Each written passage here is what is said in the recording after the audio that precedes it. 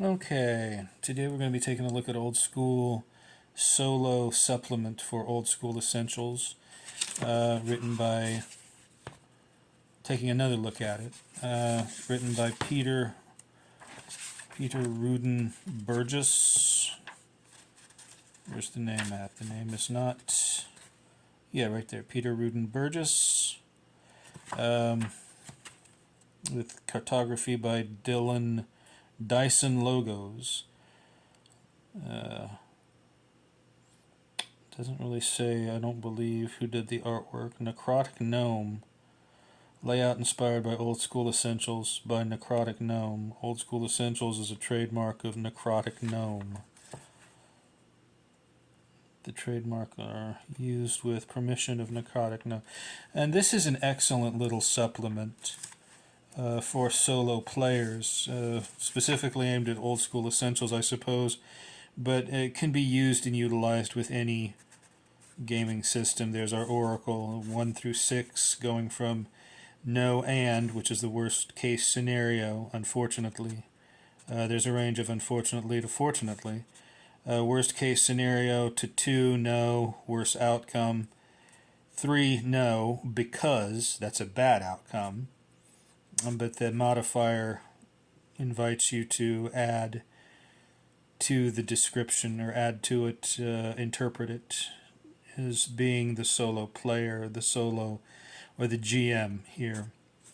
And then 4, yes, but. 5, yes, and a yes, and.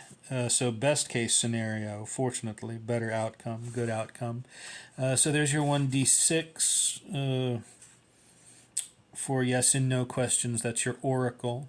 Now, for as far as open questions, we have our muse here, and it says 1d6 up at the top, but it's actually a d20, as you can see. This is the table, and this particular muse is not the same as an oracle. When you get stuck, when you need some prompts, you choose the best column that best represents what you may want to know about. In an open-ended question, you ask a question and then you roll the d20 and you cross-reference. So say you're looking at swords, fighting, then you roll a 15 on the d20, you get confrontation. Second table, or you roll 2 d20s and use the highest value, the one with the highest value first. Say the second is 11, and you're looking at the column of treasure, and then 11 is power. So you've got confrontation and you have power. So that would be the prompt. And then again it talks about, he gives examples of play, his own gameplay, samples of play for his character Callan, which is a cleric going after a necromancer. Specialist tools, it talks about very quick tables that can be made. You could make them on a 1d6 for common things and uncommon things.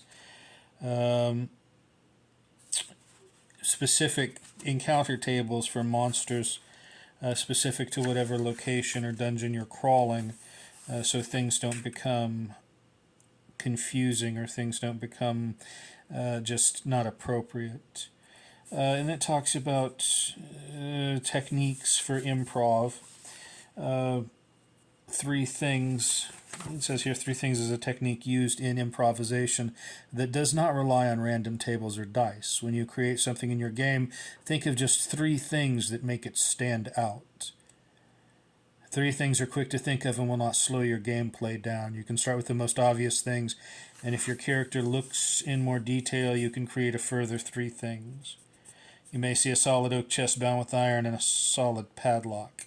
If you examine the padlock, it may have scratch marks around the keyhole, gold leaves inlaid around the keyhole, and maker's mark on the bottom.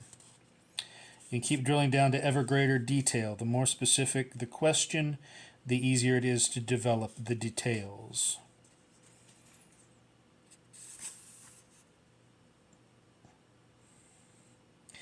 talks about the different themes you can use for situations. If you hear two NPCs speaking, you can roll on the talk theme, and you can find maybe what they're speaking about or get a prompt about what they may be speaking about.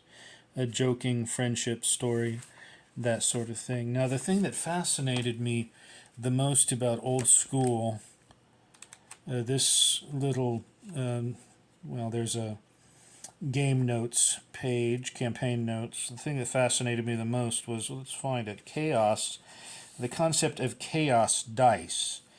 For chaos dice, decide if and when an event happens. Examples are if the necromancer's goblin servants detect my intrusion into the tower.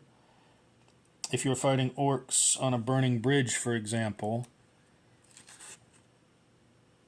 will the bridge collapse?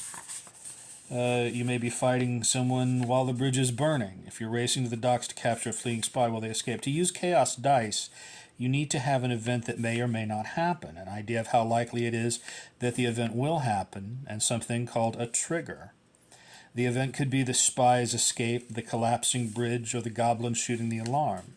You now assign d6s depending on how likely the event is. So, let's go ahead and say we have an event. Where's our little man at?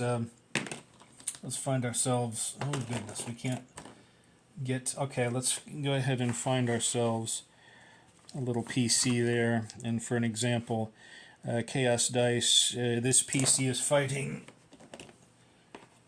this monster, and so they're in combat, and as far as chaos dice goes, say it's likely that the building that they're in is going to burn down. There's some possibility maybe the wall is on fire, so you roll the chaos dice, and if any of them are 6, and we didn't get a roll here, so it's still burning, but if any of them are 6,